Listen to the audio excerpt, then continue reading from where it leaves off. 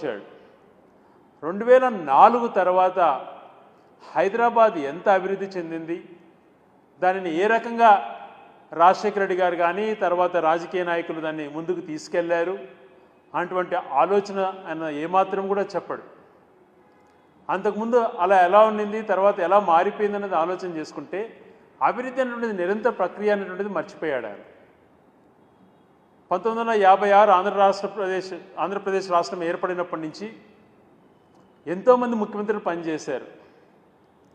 గౌరవనీయులు ఆ కాలంలో సంజీవ్ రెడ్డి గారు అయితేనేమి, బ్రహ్మానంద రెడ్డి గారు అయితేనేమి, లేకపోతే కోట్ల విజయభాస్కర్ రెడ్డి గారు, వెంగళరావు గారు, దామోదరం సంజీవ్ గారు, ఇలాంటి గొప్ప గొప్ప మనుషులు ముఖ్యమంత్రులుగా పనిచేశారు. ఆ సమయాలలో వ్యవసాయం అనేటువంటిది చాలా ముఖ్యమైనటువంటి అంశం.